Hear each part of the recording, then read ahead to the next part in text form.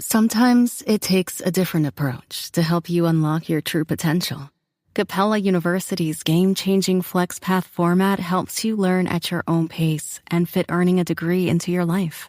From before you enroll to after you graduate, you'll be supported by people who are invested in your success, so you can pursue your goals knowing that help is available if you need it.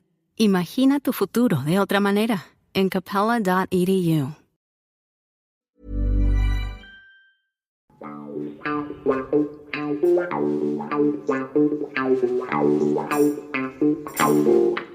evening, sir. Good evening, how are you? I'm very well, thank you. Welcome all to Legends of the 70s, where we take a trip down memory lane and revisit those halcyon days of the beautiful game. And if we find a tavern, we'll drop in and raise a glass or two, as my guest today, David Moss of Swindon, Luton and Tampa Bay, shares his memories with us. How are you, mate? You okay? Yeah, I'm very good, thank you. Yep, looking forward to this. Absolutely. First of all, David, you were born in 1952 on the 18th of March. I want to know Thanks for reminding me. Yeah, the years just fly by. It didn't seem 5 minutes till we were watching you on Match of the Day in that wonderful, iconic Luton Town kit, scoring all them goals and scoring goals at St Andrews as well, I have to say, as well as Anfield. Your goal record was quite phenomenal. So we're going to get into that a little bit later in the podcast. But I want to know a little bit about your upbringing. You come into the world in 1952. Where did your football DNA come from? Your mother or your father? Good question. My dad was like a non-league player, low. Yeah, my dad obviously he was in the Navy at 16 in the war. So in those days, that's what it was like, wasn't it? Yeah, it was. Yeah. But he loved football. He started a junior team in Witney, where we came from, Witney Town, and basically I played for anybody who had a football team. I joined the boys' brigade because they had a football team. I joined some church group, I think, because they had a football team on a Sunday morning and things like that. I've got the record for being the youngest player ever to play for my primary school. How old was you? I was 7, and I played for the team in the excuse me. Obviously, the team was 11 and under. Yeah. So I was very young, but I understand somebody did tell me that record still stands. Probably because they don't play football now. No, but that is very young, because anybody that's played football and knows the age groups, in the old days we played under 11s, under 12s, now they play the small-sided games. But to play for the fourth years, really, when pretty much you were a first year, that is unbelievable. Yeah, it was good times, because I can remember when we played during school time, so maybe on a Wednesday afternoon, and the whole school would be around the football pitch when we played another local Oxfordshire team. So yeah, it was lovely. I can remember it very clearly. And then progressing through the ranks, going to the senior school, junior school, then senior school. Did you play for the district or the county? What was the next stage for you? Yeah, it was. I went to a grammar school, actually, which was a non-football grammar school. Right. It was a rugby school. But because of my football links, I was playing every Saturday and Sunday. I was selected for the Witney and district team. And then consequently, it led to the playing for the county Oxfordshire schoolboys at sort of 14, 15. And then I was playing for Witney Town when I was 14, which was a senior.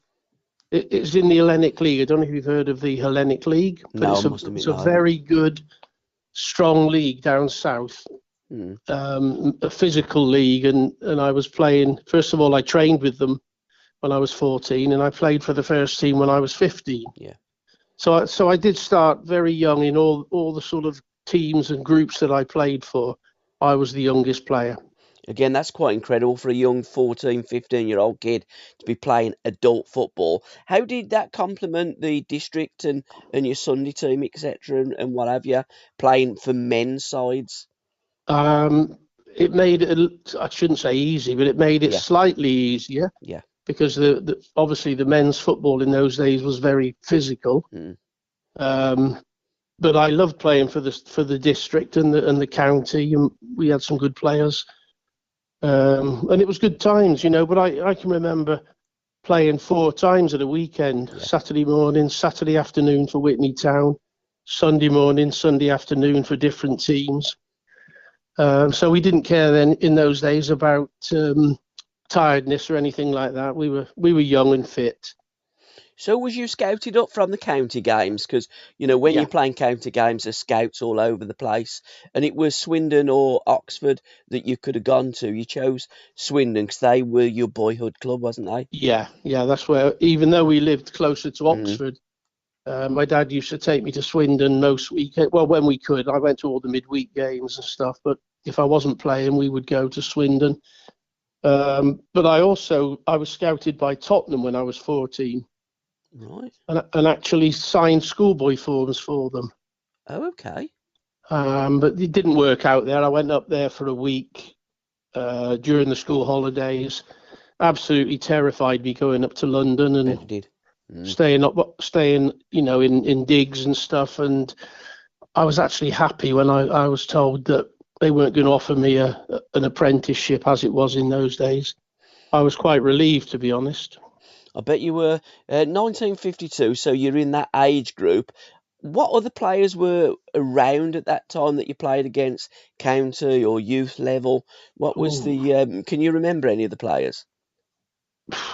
Opposition, I can't really, Yeah. Got I ya. can't really. I mean, there was some good. A lot of the boys that played in the county team with me ended up having good sort of semi-pro careers, if you Sure. know what I mean. Yeah. Good non-league standard. But off the top of my head, I can't. I might be doing somebody a disservice here, but I can't really remember anybody sort of going on and doing well professionally. Growing up, who were your heroes? Oh, my hero, and still my hero, Don Rogers at Swindon. Legend. What a player. Best player. How he didn't play for England? Well, he was playing in the second and third division with Swindon. That's why he didn't play for England. Mm. And then he went to Crystal Palace and showed what he could do in the first division. So, fantastic player. Let's just dwell on Don for a moment, because scoring goals at Wembley against Arsenal in the '69 League Cup final on, you could only describe it a mud heap of a pitch, but he got great balance and grace, could go either way. He was a wonderful player. Got a stand named after him, haven't they, at Swindon? That's how great that fella is. Yeah, he's a legend. And I mean, it's 1969 when they won the League Cup. Also got promotion that year from the third division. That was the year I signed. What was 1969, I signed professional at the end of the season that they'd won promotion and won the League Cup. So those lads in that dressing room were still my heroes. Let's have a name check. So that check was strange. Of some of the players that played for Swindon Town and won promotion and that cup. Yeah, I can tell you the winning team at Wembley for the League Cup. Go on. Downsborough, Thomas, Trollope, Butler, Burrows, Harland, Heath, Smart, Smith, Noble, Rogers. Was that the great? Was that the great David Noble that went on to play for Burnley? No. Okay. Peter Noble. Yeah, Peter blimey. Noble went to Burnley. Okay, yeah. Sorry, yes, Peter Noble. He was a bald-headed lad, wasn't he? Yeah. Brilliant player. Yeah, that's the one. Yeah. Don Rogers, Roger Smart, John Trollope, who's one of my heroes and a legend. John played nearly 1,000 games, I think, and only one club. So spent all of his life at Swindon as player and coach and assistant manager and goodness knows what else. So all heroes of mine. Rod Thomas, who went to Derby County with Dave Mackay and was a Welsh international, was a brilliant player when Derby won the league. Yeah. So there were some good players there. So what was it like, your upbringing there at Swindon, getting in amongst your heroes? How did it feel for a young David Moss plying your trade? I bet you was. Honestly, I was gobsmacked to be sharing the same changing rooms and the training field. I didn't get anywhere near the first team. Yeah. I was like making up the numbers basically until I had a stroke of luck, and Dave Mackay, who was player coach at the time, became manager. And he must have seen something in me that he liked in training, and then he had me training with the first team and started involving me as a substitute, and that when I'd basically been nowhere near the first team. So that was a stroke of luck, really. Your manager before Dave Mackay, how did you get on with that regime? Because Dave seemed to really change your career path, didn't he? Yeah, Dave did. I wouldn't have got anywhere with the previous. I'm not being horrible, but he didn't rate me. I don't think he even liked the younger players, to be honest. None of the young boys got a chance. He was only interested in his 14 or 15 senior players. Yeah. So we just made the numbers up. I played for the reserves. I started scoring goals and, doing what I had to do, basically. And Dave obviously saw something that he liked, and that was the beginning of it, really, for me. Rolling on 50 years, we don't have reserve team football, but that was or must have been so instrumental in your development, playing against seasoned pros that maybe have injured and were coming back to fitness and playing in those reserve team games. It was a great learning curve for me. Well, any young player, because you played on a Saturday or a Tuesday. When your first team was away, you played on the main pitch and main stadium. So I was at 17 playing in the reserves, and we were playing at White Hart Lane in Highbury and West Ham, Birmingham City. Right. They were in the football combination at the time. Cardiff City, Chelsea. So it was great experience. Crystal Palace. You're playing at all the first team grounds. So it was lovely. Because there was two leagues, wasn't there? There was the football combination that you've just alluded to. My team, Birmingham City, were in that, and then Aston Villa were in the Central League, wasn't they? Yeah, that was it. Yeah, yeah. Central. There was Central League. That's right. Yeah, which included the Manchester clubs. And so I think Birmingham were just slightly south of the border, allegedly. I think what happens, it's making up the numbers, isn't it? So you kind of, if you're in the Midlands, you can either be in one or the other, I suppose. Like, that they have north and south. In the middle, you can be in either, depending on what numbers that you've got of northern teams or southern teams. What was your greatest memory from reserve team football, and what was your greatest thing that you picked up from plying your trade on those pitches with those players? I think learning to cope with the physicality of it, the verbals from, good old seasoned pros who were maybe coming to the end of their careers and threatening to break your leg if you went past them. And was that Tommy Smith? I wouldn't say it was Tommy, but people like that, Yes. Would say, you go past me once, I'll give you that one, son, but you do it again and I'll snap you in half. So that was the sort of thing you had to put up with. It was an eye-opener for, I played for Whitney Town. I came from Whitney, which is a small town in Oxfordshire, and it opened my eyes to things, really. But, yeah, I think the reserve football was real football, whereas nowadays I have my doubts that it actually prepares young players for first-team football. No, I absolutely agree with you. You learn so much by playing against those seasoned pros, because they'd all give it you. And as a young'un, you must look at that and listen to them and think, geez, what's going on here? You had to listen. Yeah, you did, yeah. I mean, are they being serious? Will he break me back if I go round the back of him again? But you're thinking, well, perhaps I'm not going to try that because he may be serious. I was a bit of a gambler. I had to keep trying, but at the end of the game, these people would come up and say, "Well done, son," and shake your hand and pat you on the head, things like that. So it's just in the game, and I suppose their competitive spirit comes through, and their attitude, and that they probably thought we're coming to the end of our careers, and you got these young whippersnappers trying to take the mickey out of us, basically. Which we weren't really. We were just doing what we were sort of taught to do. It was literally welcome to the professional game, son. Professional football. Yes, it was. Definitely. But I mean, some of ones that weren't in the first team, say they were left out of the team or coming back from injury. Yeah. So the likes of some of the Swindon boys, who were my heroes, were playing also in the reserves when they were not selected, or because they only ever took 12 players away with them. So there was 3 or 4 from that squad that would stay and play in the reserves. And it was great. You learned from those as well. Wonderful experience. Because again, in those days, we didn't have the subs that we have today, the 3 or the 5 subs. It was like one substitute. That's it. Before 1966, no substitute. No subs, that's right. Goalkeepers. This Halloween, ghoul all out with Instacart. Whether you're hunting for the perfect costume, eyeing that giant bag of candy, or casting spells with eerie decor, we've got it all in one place. Download the Instacart app and get delivery in as fast as 30 minutes. Plus, enjoy $0 delivery fees on your first 3 orders. Offer valid for a limited time, minimum $10 per order, service fees, other fees, and additional terms apply. Instacart, bringing the store to your door this Halloween.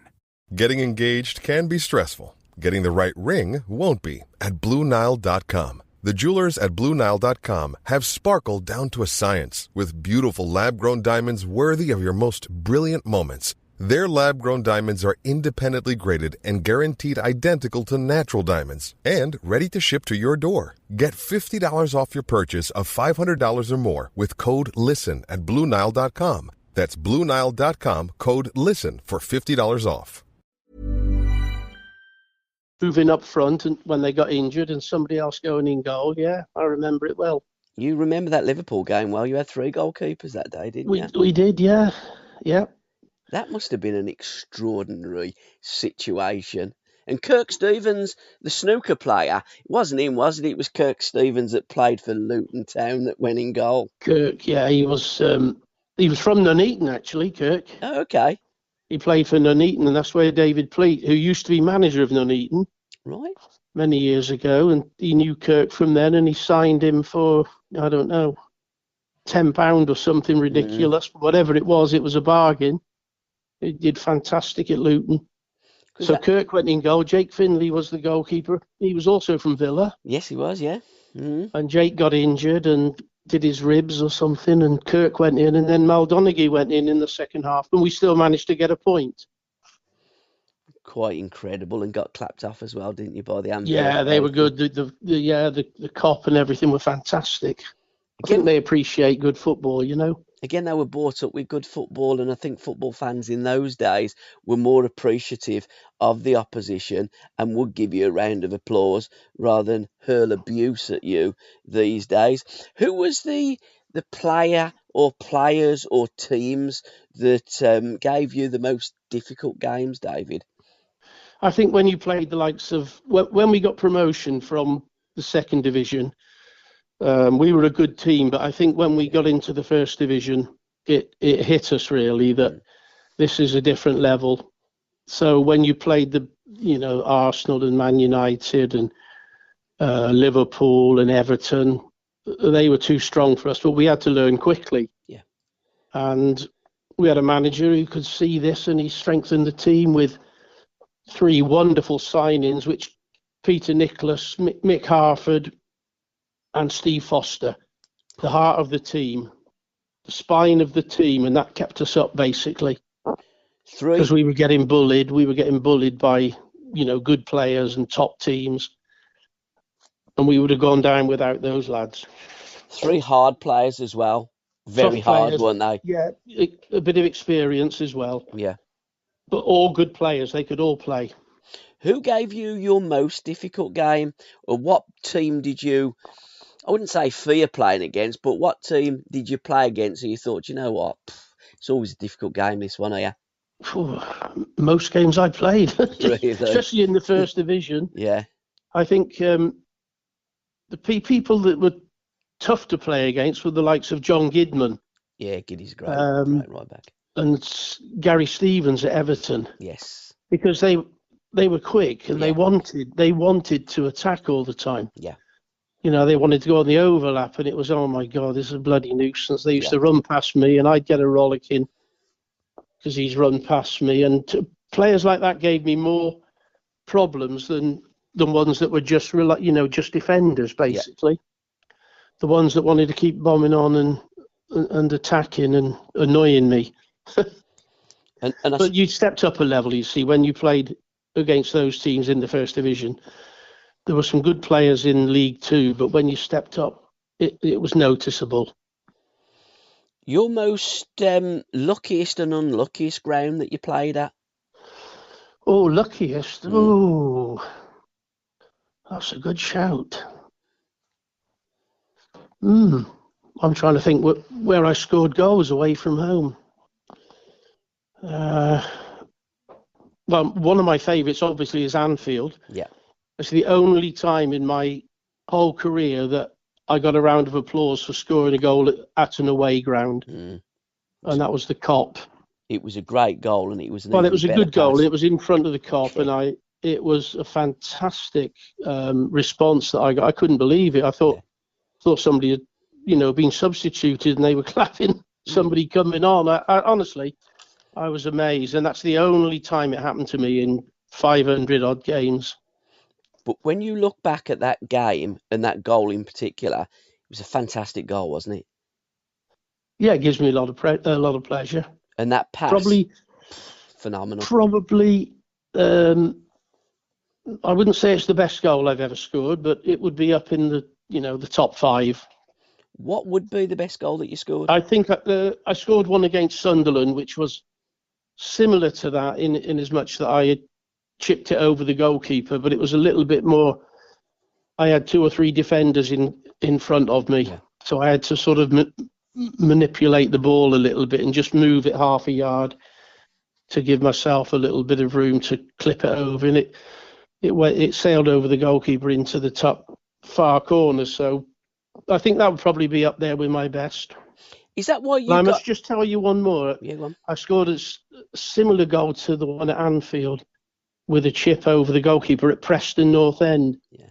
And David Pleat said to me after the game, Tom Finney said, "I really like your number 11." Ooh. So I thought, that'll do for me. If you don't do anything then for the rest of your career, to have that from Sir Tom Finney, it's just different class, isn't it? That's what I thought. Yeah, that'll do for me for the rest of my life. What a player Tom Finney was. Exactly. Left wing, right wing, down the middle. Anywhere. Unbelievable player. Yeah. I think when you get a compliment like that from somebody, you never forget. No, you certainly don't. Is that the reason that you got the nickname Chip? Possibly. Yeah. There was also another reason that it was Brian Horton nicknamed me Chip. He always thought I had a chip on my shoulder. So he called me Chippy, and I told everybody it was because I kept trying to chip goalkeepers. So it was a bit of both, I think. He was some player, wasn't he, Brian Horton, and a bit of a nemesis of yours as well before he signed for Luton, wasn't he? Oh, yeah. I didn't think we would get on, but we're best mates. We're still best mates to this day. So we meet up and I speak to him every week, Brian. But we didn't, when he was at Brighton and I was at Swindon, there was a bit of rivalry between the two clubs because Brighton were always seen as the big spenders at the time, to be honest, in the third division, paying big money and good bonuses and getting promotion and stuff. And I think we always upped our game against them, and there was a bit of needle there, So Brian was another one who used to give me a bit of verbal, try and kick me, and then we were best of mates off the field, though. It is quite incredible. I mean, that leads me to when I remembered Steve Perryman talking about Alan Ball in the Players' Lounge. Bally says to Perryman the one day, "You don't like me, do you?" And he said, "No, not really, Alan." He said, "You would if you played with me." Yeah. And I think that's the thing with players. When you're playing against them, you might not like them, but when you play with them, you love them. Exactly. I mean, Brian I was in America when Brian signed for Luton. And David Pleat rang me because I knew I was going back to Luton after I'd finished the season in Tampa. Yeah. And David said, "I signed a new captain for this season." I said, "Oh, who's that?" "No, Brian Horton from Brighton." I went, "Oh dear, we don't get on." He said, "Really?" I said, so I told him the story that I've just told you. And he said, "You'll be fine." And yeah, when I went in to train for the first time after I got back from America, Brian was there, and we shook hands, had a chat, and we've been mates ever since. Fantastic. He gave me my first coaching job in football, and I stayed with him for over 20 years as coach and assistant. Phenomenal. So we're good mates, great mates. What was Pleaty like as a manager? He always come across as a really terrific guy and produced a great team at Luton Town. He was an excellent coach. Yeah. Excellent coach. And David was all geared for entertaining football. Yeah. He wanted us to entertain. He wanted us to. We never sat back and tried to draw or try to win a game 1-0 and then shut up shop. We weren't capable of doing that. Mm. So if we went 1 up or 2 up, we went for 3 and 3 and 4, you know. And sometimes it worked and sometimes it didn't. We had some games, 5-3, 7-1, 4-4. We had some fantastic games. So he was a great coach, David, and a thinker really about football. Yes, he was.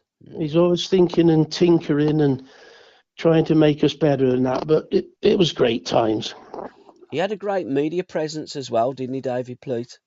Yeah, very good, very intelligent.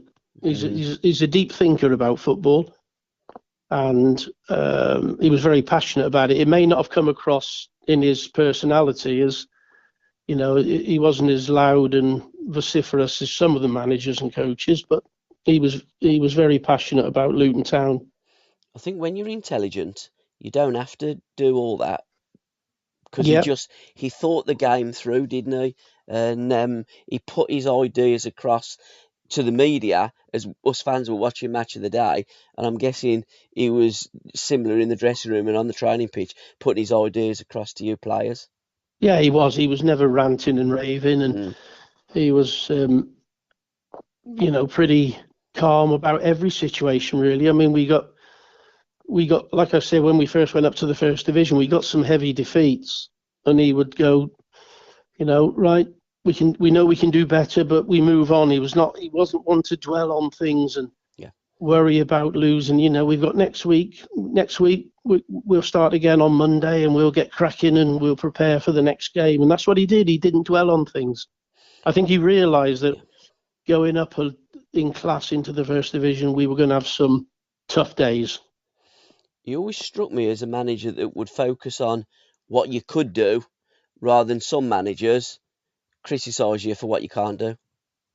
Well, that sums me up exactly. I was lucky enough to play for a manager who did say that to me. Yeah. I know what you can do, I know what you can't do, but I've signed you for what you can do. Absolutely. And what you can bring to the club and what you can bring to the team. Yeah. And that was it, really. That's how he sold it to me. I know your weaknesses, but I don't dwell on it. But I know your strengths, and I know your strengths outweigh your weaknesses. So he was good like that, David, and it makes all different sorts. It makes all sorts. What did he used to say? It makes all types to make a team. Absolutely, and them managers knew how to cajole a performance out of a player. The ones to put their arms round, the ones to give a kick up the backside. Proper old school management. If you could replay one game from your career, what game would it be and why? Oh, I think it would have to be my debut for Luton. Yeah. Because we were 1-0 down at half time and not doing too great. And David calmly reminded us, because I think there were 7 new players in the team that day out of the 11. So it was a new team. Yeah. And he just calmly reminded us of why he'd signed us all. In that 15 minutes, half time, he got his point over because we won 6-1. And we were 1-0 down at half time. Who was that against? It was Oldham, and they were a decent team. Yeah. They were a good team back then with some good experienced players. But we just scored a goal, and we scored and went 2-1 up, and then we just didn't stop. We just attacked and basically wore them down so much that if the whistle hadn't have gone, we would have probably got double figures. Wow. But it was great to play in, because it was my first game since I signed from Swindon, and obviously, like I said, all the other boys were new to the club as well, so it was a great day. And was it a home debut? Was it at Kenilworth Road? Yes, it was a home game, yeah. What was that place like to play? fantastic atmosphere. Yeah. If you had 10,000 or 12,000 people in there, I mean, it was equivalent of 50,000 in other stadiums. Yeah. It was rocking, and it was it was lovely. The pitch wasn't the best, but we learned to play football on it. We didn't, we were a passing team. We got good, skillful players that had to play and had to pass the ball. But it was a great place to play. I'm looking at your stats. I've never been one for stats, really. I'd like to look at a player and see what I see through my eyes. But looking through your stats, in all competitions, for Luton Town, 245 games, 94 goals. For Swindon, 261, 82. So very, very similar. For a wide player, them figures are phenomenal, and that doesn't include assists. Your assists must have been probably twice as many as your goals. So what I'm saying is, David Moss was in every game that he played, either assisting or scoring a goal. That's phenomenal. Yeah, to be honest, I wasn't much into stats, but since I've retired, people have thrown sort of figures at me, so it looks okay. But I would love to have had our assist count in back in the day. Yeah. Because, like you say, my numbers would have been right up. So, but it wasn't to be, was it? And I think with VAR, I probably got another 20 or 30 in penalties. Yeah, absolutely. For some of the goals, some of the penalties that were turned down, and some of the goals I had disallowed for offside. Well, back in them days, you almost had to commit GBH to get a free kick, and it was very similar in the box, wasn't it? We got smashed in the box, and the referee would just run away and wave play on. It was fantastic. I remember scoring a great goal against Chelsea on a Boxing Day, a freezing cold bone. Honestly, it shouldn't have been played. The pitch was rock hard, solid with ice, and I scored from about 25 yards, a good volley. And I went over in the corner to celebrate. 2 or 3 players joined me, but the referee disallowed the goal for Bob Hatton was offside. I said to Bob, "You silly old devil, can't you get back quick enough?"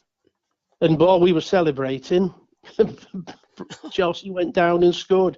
3 players out of the game. God, grief. They took the free kick quickly and went down and scored. Again, BT wasn't best pleased, I tell you that. I bet he wasn't, but in them days, the offside law, I mean, it's stupid now, but it was ridiculous, because a player could literally be on the right wing by the corner flag, nowhere near interfering with play, but the flag would go up because he's offside, where you've hit it from 25 yards. I mean, it was literally that, and it sailed in the top of the net over the goalkeeper, and Bob was, 12, 15 yards from goal, and given offside. I was fuming. And I bet you were, not only were you fuming, you must have been absolutely gutted to score a worldie and then have that disallowed. You're absolutely gutted as a player, ain't you? Yeah, absolutely. It was a ridiculous law, wasn't it, at the time, to be honest? Stupid. If you're in an offside position, you're off. Whether you're interfering, whether you're anywhere near the goal, you could be out on the wing and given offside, couldn't you? Yeah, absolutely crazy. It was ridiculous. But like you say now, it's causing confusion now. But I don't know. I'm not sure about the game nowadays, to be honest, where it's going. I don't know what a goal is these days, David. You can't celebrate, can you? I don't know. I don't know what offside is. I don't know what handball is. I don't know what the laws of the game is now. I don't know. I have to wait until the television set tells me it's either a goal or not a goal. Because I'll play a game, I think that's onside, and then they go, he's offside. And it is crazy, but Well, they look, don't they? Every goal they check to see, is there a reason we can disallow it? Basically, it annoys me. Back in our day, back in the 70s and the 80s, we'd score goals, and sadly, if the lino had his flag up with Bob that was in an offside position, then the goal was disallowed. But pretty much everything went, didn't it? And you'd score a goal and the crowd would erupt, and that would be it. Assists, you did mention assists. They did record assists in Tampa, because you played in the NASL in 1981 for Tampa Bay. Number 25, the numbers were quite important to the American crowd. Yeah, they were. They were big on the stats, Yeah. Yeah, but your number on the back of your shirt or on the front of your shirt as well, they were really focused on numbers, or certainly the Seattle Sounders fans were. I don't know if Tampa Bay were as pedantic as that. Yeah, I think they were, to be honest. Yeah, it surprised me because I wasn't used to that type of thing when I went over there. Mm. Because we were still playing in 1 to 11, Yeah, weren't we? yeah, we were. Yeah, yeah. But then suddenly you had a squad number, and you stuck with the squad number. Yeah, I got a few assists over there as well as a few goals in Tampa, so they were recorded, and it was quite, it looked the numbers looked quite good actually. So I would have been interested had we been doing that all those years ago. You played 22 games, didn't you, for Tampa? I'm not 100% sure actually. On my records, I've got you playing 22 games, scoring 9 goals, and assisting 11 times. Right.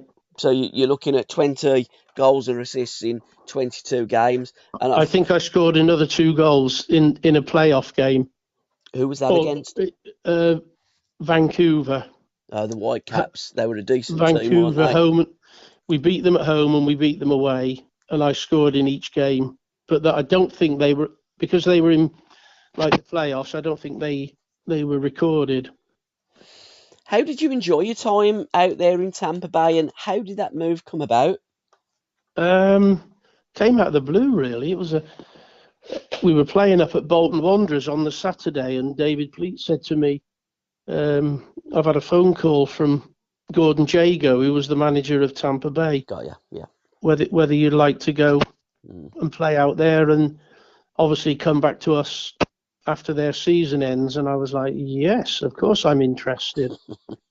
Yeah, so I spoke to them and agreed, met somebody in London and agreed all the terms and everything, and went out for about 4 months. It was fantastic. Took the wife, took the kids. The kids are very small. So great experience for them. I loved it, to be honest. I loved the lifestyle, and although it was like 90 degrees every day and it was tough, tough to play football in. Yeah. But we were in the pool every afternoon. Who were your teammates? Big Frank Worthington. Legend, one of my heroes, Frankie. Frankie Worthington, Kevin Keelan, yes, Norwich City goalkeeper. Yeah. Kevin the Cat, Johnny Gorman. Yes, yeah. He played for Swindon, didn't he? And managed them. He Johnny managed Gorman, Swindon, didn't he? yeah. Good lad, John. Still friends with John now. Those were the names. We had some South American boys who were decent players. We had some South African boys. I think we had 3 South Africans who were good players. Yeah. So we had quite a collection of, different nationalities and such. It was a lovely time. And memories of playing some of the games out there in the NASL. What was your, before you went out, did you know much or anything about Tampa Bay and the NASL? Because when you went out there and started playing, you must have thought, wow, this is literally a whole new ball game. And some of the superstars that were on show in America, it was quite phenomenal, wasn't it?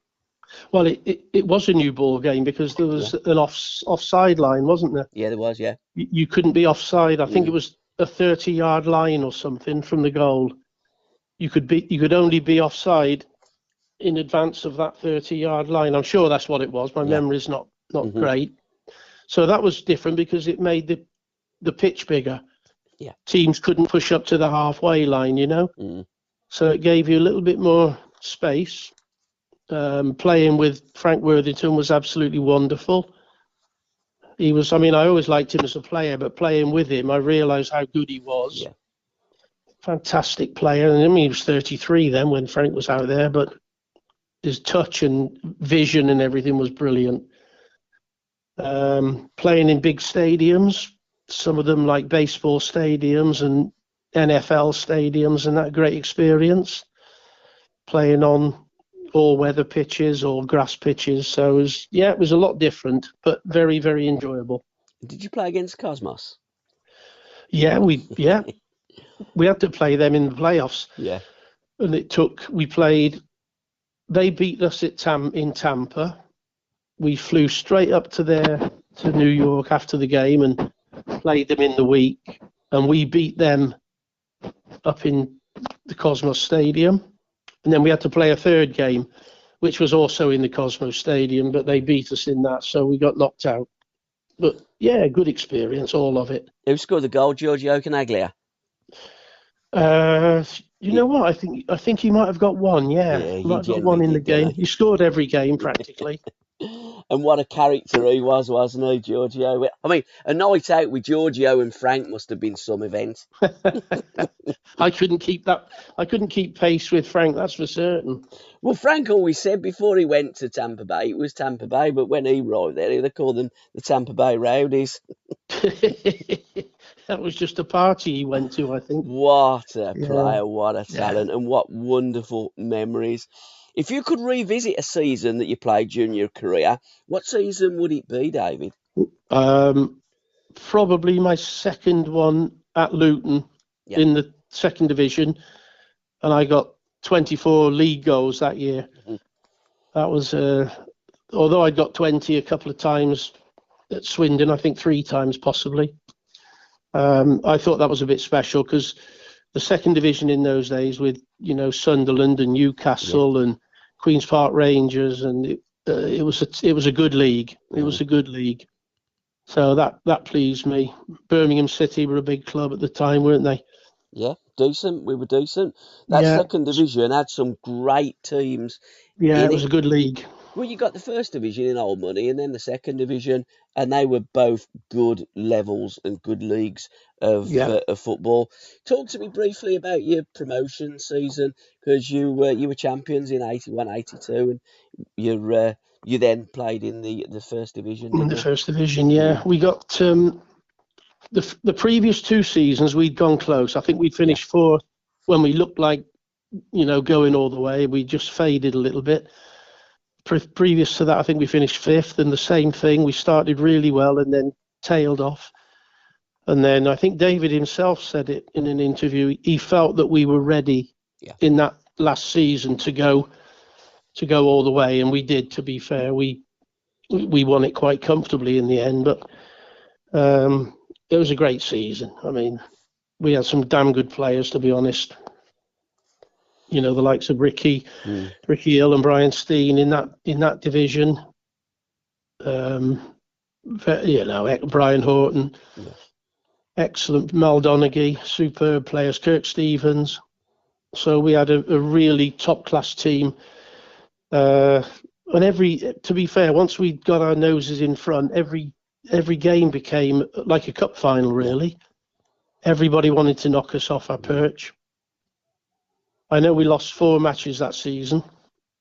Can you remember who too? Because Watford were your biggest rivals in terms of they come runners up, didn't they? And Norwich City got 3rd last game of the season when unfortunately they got beat 2-1 by Sheffield Wednesday. But I mean, again, they were a decent team. They got Keith Birchin and Dixie Dean from the Villa playing up front. Some great players at that level. No, it was a good league. It really was a tough league, and there were some top players. Greatest characters that you've met during your playing days? Who was the greatest character in your dressing room? Paul Fletcher always used to say to me, he said to me on one of the podcasts, in those days, the dressing room consisted of an Englishman, an Irishman, a Scotsman and a Welsh. And then you had a ladies' man, a comedian and a dresser. And every dressing room that you went to, you had them characters. I asked Dennis Mortimer who that character was, or who those characters were in his playing career. And he said Ernie Hunt. All of them was Ernie Hunt. He was the right character. So who was yours? Who was the biggest characters? It was. We had a fantastic dressing room, but I love that comment from Dennis Mortimer. I think that's brilliant. He's dead right, isn't he? Yes. I remember a character coming in our early days at Luton. Alan Birchinall came on loan. Birch came on loan from Leicester, I think. Yeah, he would have. Yeah, Leicester City. Yeah. Came on loan. I mean, he lifted the whole dressing room. I bet he did. Oh, he was loud. He was leery. He was noisy. He was funny. It's the first time I've ever seen anybody bring a hairdryer in after the match to do his hair. Honestly, I'd never seen that before. He took the dressing room by storm, did Birch. He was funny. Jake Finley was a nutcase. He was a goalkeeper. Yeah, a nuisance in a nice way, if you know what I mean. Yeah. If there was any pranks going on, you can bet your life he was behind it. Mal Donaghy was the quiet man. Mal very rarely said a word and was a brilliant player. Just didn't really utter anything. Just got on with his game and was 8 out of 10 every game basically. Yeah. Hardly put a foot wrong. Kirk was a character. Kirk and Jake together were the terrible twins. You had to avoid them at all costs. Then Ricky and Steenie were quiet in their own, Ricky was sensible, but a lovely, lovely guy. Yeah. Quiet in his own way, but still good fun. Yeah. We had a bit later, we had some characters, like I said to you, Pete Nicholas came in with Fozzie and Mick Harford.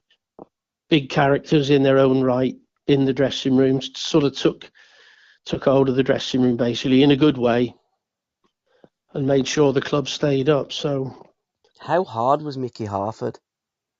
Yeah, I mean, he was a better player than people gave him credit for, though. I thought he was a tremendous player. He played at Birmingham for a while. Yeah, I mean, Mickey Harford got a great touch, got a good eye for goal. He was just everything that you want from a central striker. Everything. He's just different class. I think when you ask defenders who was the hardest player you played against, they either say Mick or Billy, and you just know who you're talking about. Yeah, you couldn't say that about players today. No, they're a dying They wouldn't breed. live. They wouldn't survive now, though, would they? I don't think we was having this chat with Terry on one of the podcasts, and we come to the conclusion that players of today just would not be able to live in the 70s with the way that you had everything, the players, the way that you get tackled. I mean, you see tackles at rugby now that weren't as vicious as what it was at football in the 70s, and of course the pitches and the ball and the boots, etc. I don't think any of them could live today. They certainly wouldn't have thrived like they possibly would today. But I wouldn't swap it. It was good time. I mean, the only thing I would swap would be the money, obviously. Yeah, absolutely. But the rest of it, no. I mean, it was fantastic. We all went out and had a couple of beers after the game, didn't we, on a Saturday night or a Wednesday night, whenever we played. Sometimes a Friday night. No. Well, Hudson and Sammy did at Norwich on a Thursday and a Friday. Oh, well, probably, yeah. But no, generally players after Wednesday looked after themselves, ready for the weekend, and obviously not like it was today with the refueling and everything spot on, isn't it? And your diets and recovery days and what have you. Our recovery day was a couple of beers. Yeah, it's too scientific, isn't it? Today, football. That's probably why it's taken a bit of the sort of love, and I don't know. It's teams that other people say to me, I'm not a miserable old devil, it's just other people say to me, it's just not, you don't have the same enjoyment. No, I don't think you do. I mean, Shanksy said to me, the only place we used to run in them days is to the pub or the bookies. What was the best bit of advice that you were ever given, David? I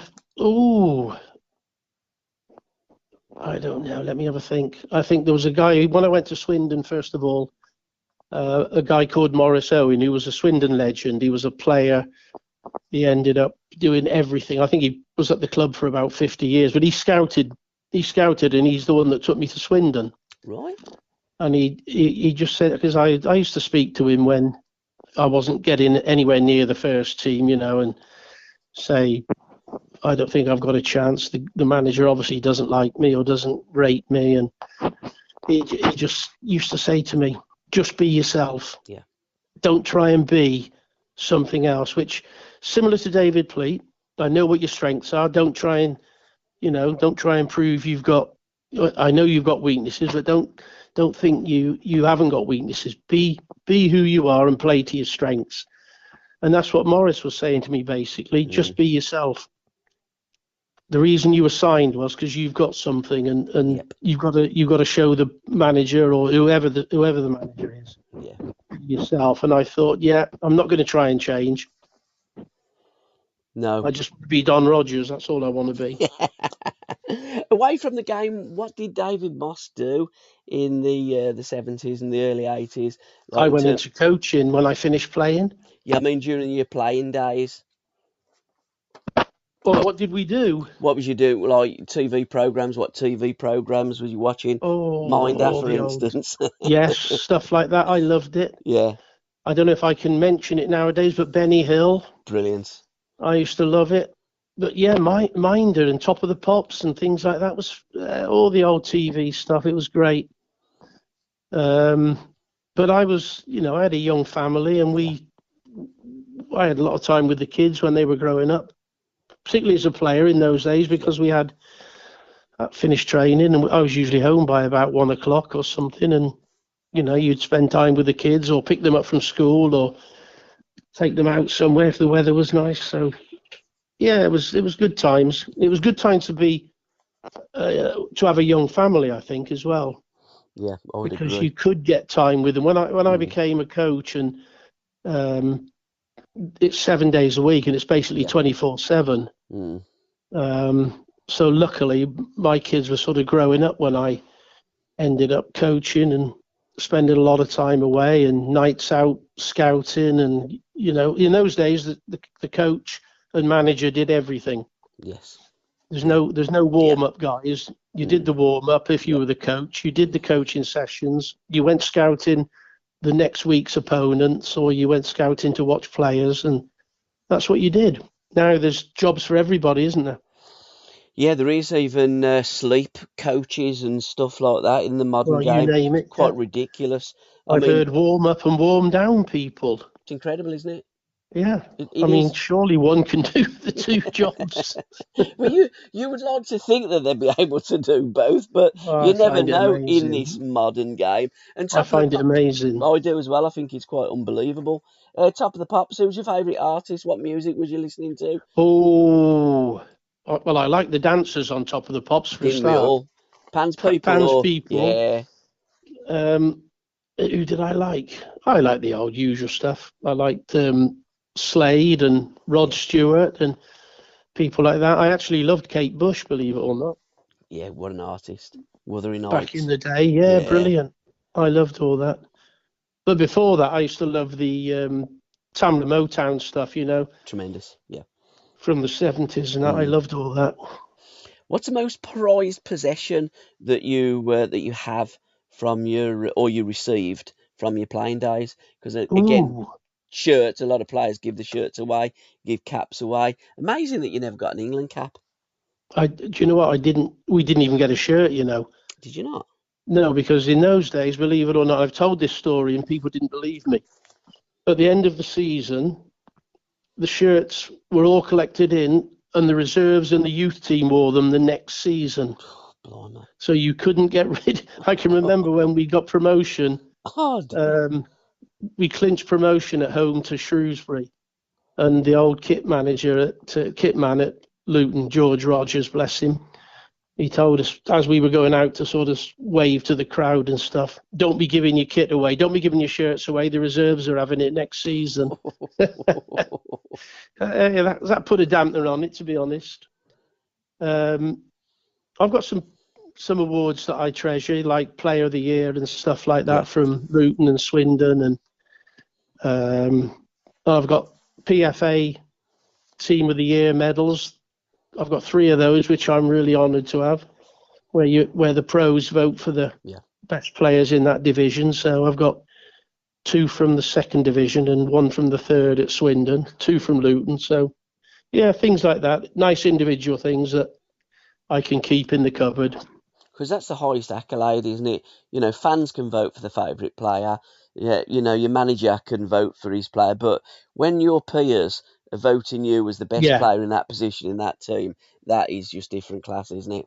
Yeah, I think that was one of my favourite awards, to be honest. Well, I got 3 of them, so I'm quite lucky. But yeah, because you play against these guys, and like I said before, you might have a few words with them and a bit of verbals and that. But at the end of the day, I think we all generally respect each other for what they do. And if I see a good player, I respect a good player.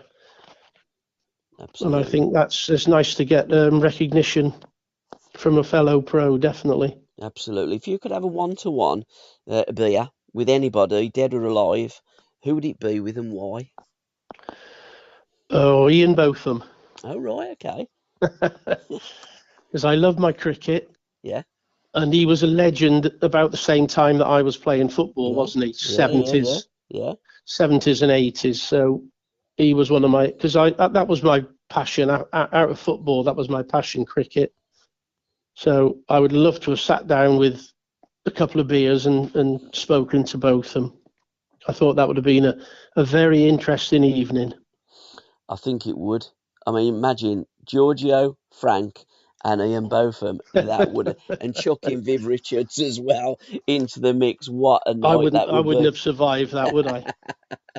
Well, I mean, Botham's Ashes, their that Test match against the Aussies at Headingley, to this day, arguably one of the greatest Test matches that England have ever Legendary. played in, wasn't it? Legendary. I mean, I occasionally it comes on, doesn't it, on Yeah. the cricket channel and what have you, and occasionally you look at it and think, wow, how did he do this? Mm.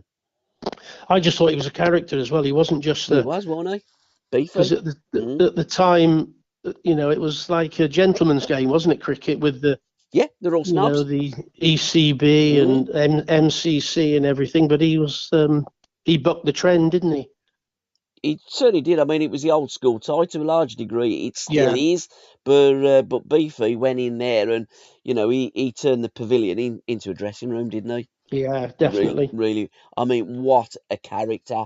And a football player as well. He played for Scunthorpe United, didn't he? He did, yeah. Character, great player. And again, arguably, in my lifetime, the greatest English cricketer that I've seen, Ian Botham. What a player. Certainly What a player, the best Botham. all-rounder, wasn't he? Oh, definitely. Without a shadow of doubt. He got everything, because it wasn't just with the bat, it wasn't just with the ball, but it was his charisma as well, wasn't it? Ian Everything, Botham. yeah. Just the whole package. Just brilliant.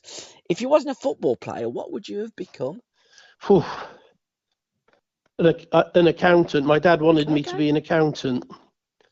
I had no chance of being. I didn't go to school and stay at school long enough to be an accountant. Yeah. But you did pass your 11 plus. I passed my 11 plus. Yeah. I went to the grammar school, but I couldn't wait to leave there. Yeah. So I left at 16. And my dad actually got me a job as a trainee accountant. Right. Before I got this opportunity to sign for Swindon as a pro. So I had to wait until my 17th birthday. So I left school at 16 and a bit and had to wait until my 17th birthday. But I don't think I would have become an accountant. Bless me, Dad. He wanted me to have a career, though. A sensible career, because he spent all of his life, well, A, his young life in the Navy, and then B, in the car factory in Oxford. Yeah. He was there, I think, about 40 years. So that's one thing I didn't want to do. Yeah. I didn't want to go and he didn't want that for me either. He didn't want me to be in the factory like he was. So he helped me and pushed me all the way into football. What was the greatest country that you visited during your career? Oh, well, I love the States when I went there to play because I did see we played. My first away trip when I got there was a 3-game West Coast trip. So it was so far away that we went 2 days before the game because of the jet lag, time difference. And we stayed 10 days over on the west side playing 3 games. I can't remember. I know one of them was like San Diego because Vesty played for San Diego. Yeah. That was so. I love the States. Playing wise, we didn't do much of that. We went with Luton. We went on some trips and played some games during the mid-season just for a bit of warm weather. We actually went to Kuwait and Bahrain and places like that before people were travelling there. Yeah. So interesting. How did you get them trips out there to the Middle East? Because again, they wasn't common places for teams to go to and people to travel. No, we had. I think there must have been some agent or something Yeah, that yeah, yeah. arranged them, because David was always, he used to say to us, after a game on Saturday, bring your passports in Monday. We'll be going somewhere. I'm not sure. I'm not quite sure yet. So it wasn't finalised, but we had to come in Monday prepared for 3 or 4 days away, just in case we were going. So I used to have to say to the wife, I'm taking my passport. I'm not sure what's happening yet. I'll let you know. Yeah, I bet she thought, yeah, of course. Yeah. It was a bit strange, but no, we had some interesting ones. Yeah, Kuwait, when nobody really was travelling out to those countries. Didn't Dave Mackay manage out there in Kuwait at some stage? Because there's been a few Yes, football. He did, didn't he? he did. It Yeah, I rings a think when he bell. left, Swindon to go to Derby, didn't he? Or no, Yeah, not Nottingham Forest, that's right. Yeah, and then to Derby. And then I think after that, I think you're right, he went to Kuwait. Yeah, sure he was. Yeah, sure he was. because that was a strange one, wasn't it? Because Don Yeah, Revie went there, didn't he? yeah, he did. Yeah, I mean, yeah, that's a long story. I Oh know, yeah, but I know that the press absolutely hammered Revy for walking out and taking the Arabs' money, but it wasn't quite like that. Revy had got wind that England, the FA, were going to sack him, so he just done a runner before he he got the did sack. it, and I don't blame him. No, That absolutely. was the same as the cricket, wasn't it? The Blazers and all that with the Yeah, FA in those yeah, days. yeah, absolutely.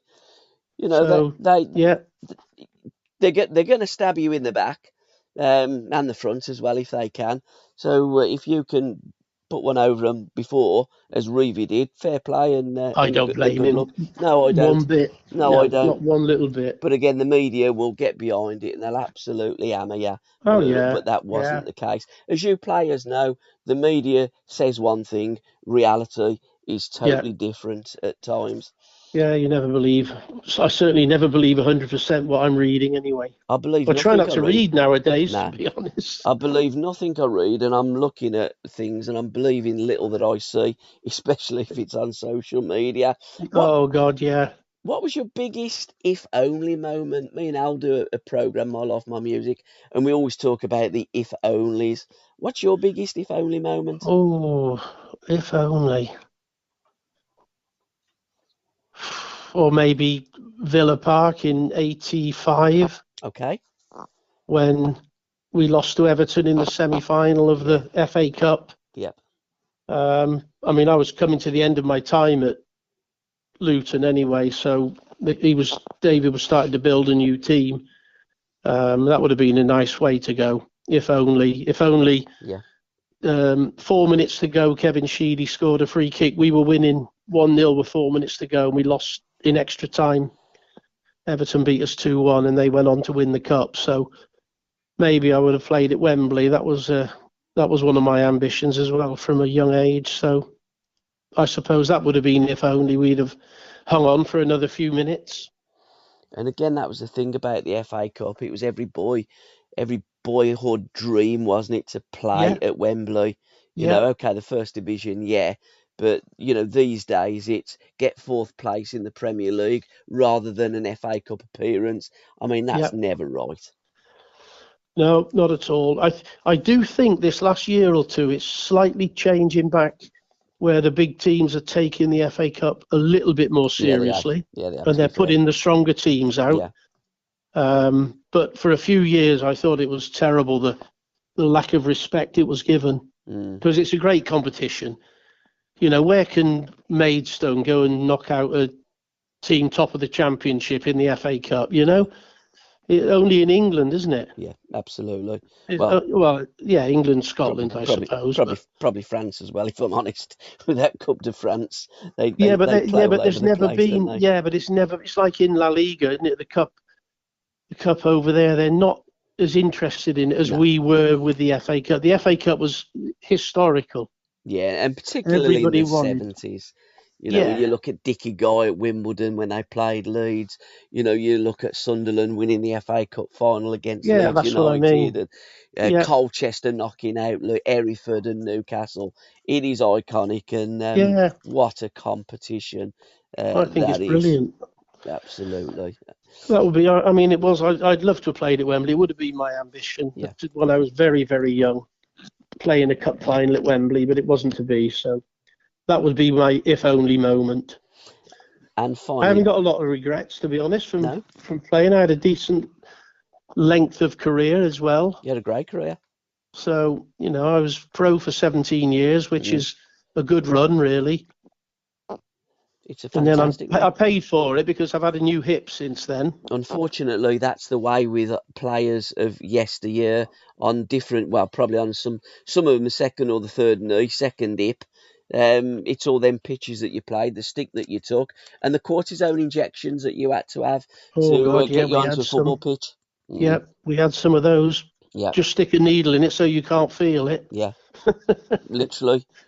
But like I said earlier, I wouldn't change it. Yeah. Finally, David, is there any song or songs that evoke vivid memories of those halcyon days of the 70s for you? Oh, you've got me now. I wish you'd have given me some time to prepare because I No, love my music I as know, well. but I love it. Uddy always says to me, we do it off the cuff. We have no script. We just go and play. Yeah, I love my music. Oh dear. I'll tell you what I'm going to go with. Go on. Queen's We Are the Champions. Fantastic. Because it rung round the dressing room when we finally clinched promotion from the second division. And it was blaring out on the tannoy as well. So, yeah, I'll go with that one. How many days did you celebrate that championship win? How many days? It seemed to go on and on and on. I think in the end I missed one event. I just said, "Do you know what? I've had enough." There was a thing that was on the pitch, like a marquee on the pitch, and it was all the dinner and drinks. And I said to my wife, I can't be bothered. I really have. I'm all partied out, to be honest. Oh, fantastic. Some wonderful memories about your playing days, David. Can I thank you so much? And No, it's finally, my pleasure. Those were the days, my friend. Those were the days. Yeah, absolutely. Loved every minute. Absolutely. And thank you for what you gave the game and what you gave us fans, not just Luton, not just Tampa Bay, not just Swindon, but generically all those football fans that enjoyed watching you and the great teams that you play football. Thanks. Very kind of you. Thank you very much. Thank you, David. Been Thank a pleasure. you. Thank you, sir. Yeah. Cheers, now. Thanks. Bye-bye now. Thanks Bye-bye. for listening, guys. Thank you. Cheers, mate.